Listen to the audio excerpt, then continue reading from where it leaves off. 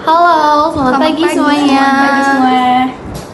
Di sini kami akan mempresentasikan hasil analisis kami terhadap PT Gadai BUMN, yaitu PT Pegadaian. Saya dengan Maude Darlin Wijaya dengan NPM 024. Saya Diandra Alicia dengan nomor belakang NPM 032. Saya Nisrina Rona dengan NPM 036. Di sini saya akan menjelaskan singkat tentang profil PT Pegadaian. PT Pegadaian adalah perusahaan BUMN yang bergerak di bidang gadai dan pembiayaan mikro. Berdiri sejak 1901, PT Pegadaian menjadi perusahaan gadai terbesar di Indonesia dengan lebih dari 4.000 outlet. Untuk sejarah singkat tentang PT Pegadaian ini dimulai pada tahun 1746 ketika FOC mendirikan Bank Van Liening, lembaga keuangan berbasis gadai. Setelah Inggris mengambil alih kekuasaan pada 1811, Bank Van Liening dibubarkan dan masyarakat diizinkan mendirikan Pegadaian sendiri. Pemerintah Hindia Belanda kemudian mendirikan Pegadaian Negara pertama di Sukabumi pada tanggal 1 April 1901 yang kemudian berubah status menjadi perusahaan negara. Dan yang pada akhirnya berubah lagi menjadi PT Pegadaian Persero pada 2011. Yang pertama itu disrupsi teknologi yang dilakukan oleh PT Pegadaian. Yang pertama itu aplikasi Pegadaian digital, di mana kita bisa mengajukan gadai online tanpa harus ke kantor, cek estimasi taksiran barang, notifikasi jatuh tempo dan pembayaran angsuran, serta pelunasan dan perpanjangan gadai secara online. Yang selanjutnya yaitu digital payment integration, pembayaran sudah bisa via GoPay, OVO, Link Aja, M-Banking, ataupun Kris, menghilangkan proses bayar manual yang dulu hanya bisa lewat kasir. Ketiga yaitu mesin gadai otomatis atau pound machine prototype, seperti self-service untuk penyerahan barang kecil seperti emas, sistem scanning dan penaksiran awal otomatis. Yang keempat yaitu produk emas digital atau tabungan emas. Beli emas mulai dari 0,01 gram via aplikasi.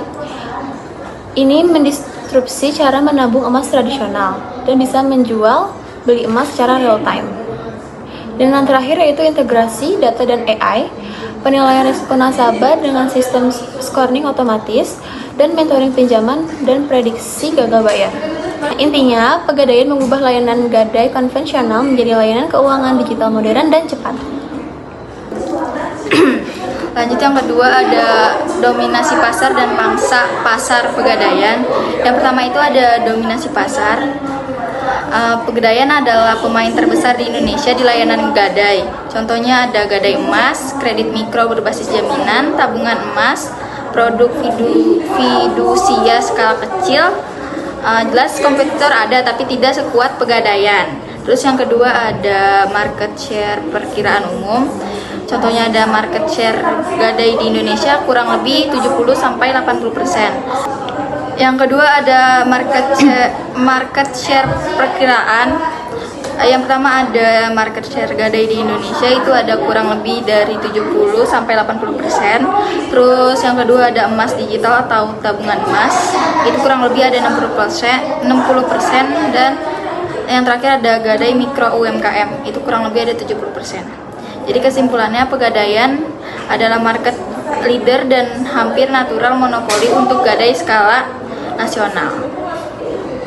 Selanjutnya ada ketiga strategi online merchandise PT Pegadaian. Online merchandise bagaimana Pegadaian itu memasarkan dan menampilkan produk secara digital. Yang pertama itu ada penjualan layanan full online di Pegadaian digital. Ada pengajuan gadai, ada pembayaran angsuran, ada perjanjian pinjaman, dan terakhir ada pembelian emas. Dan yang kedua ini tampilan produk jelas dan transparan di aplikasi pengguna yang bisa dilihat. Pertama itu ada estimasi emas, ada simulasi pinjaman, ada taksiran awal barang, informasi bunga dan tenor, dan lokasi outlet terdekat. Yang ketiga itu bundling produk digital. Pertama itu gadai ditambah tabungan emas. Yang kedua itu ada promosi ke asing barang dengan cicilannya ringan. Yang terakhir paket Ramadan dan promo hari besar. Yang keempat ini loyalty program. Ada Pegadaian points dan reward untuk transaksi digital. Yang kelima ini ada sosial media dan digital campaign. Ini ada edukasi tentang menabung emas, ada konten anti riba, promo pinjaman mikro dan influencer, dan KOL. Oke, selanjutnya yang keempat ada strategi perusahaan atau marketing mix for P. Yang pertama ada produk. Di Pegadaian menawarkan berbagai produk, contohnya ada gadai emas, HP, kendaraan, kredit mikro, tabungan emas, cicilan emas, pinjaman fidusia, jasa titipan, dan pembayaran tagihan. Terus yang kedua ada value product, contohnya cepat cair, proses mudah, aman dan diawasi oleh pemerintah. Lalu tersedia di aplikasi online. Lalu selanjutnya ada harga. Strategi harganya itu ada bunga kompetitif dan diawasi oleh OJK. Lalu ada tarif administrasi rendah. Selanjutnya harga emas yang kecil. Terus harga pembelian emas yang real time. Oke, selanjutnya ada distribusi. Contohnya ada 4.000 lebih outlet Pegadaian, lalu Pegadaian digital app, agen penggadaian di toko atau kios kecil, lalu integrasi dengan marketplace seperti Tokopedia Emas dan Bukalapak Emas. Lalu selanjutnya ada promosi. Promosi yang sering dilakukan adalah diskon biaya administrasi, promo cicil emas, promo spesial Ramadan, 17 Agustus dan Tahun Baru, lalu edukasi melalui sosial media, lalu kerjasama dengan bank. Terakhir ini kesimpulan.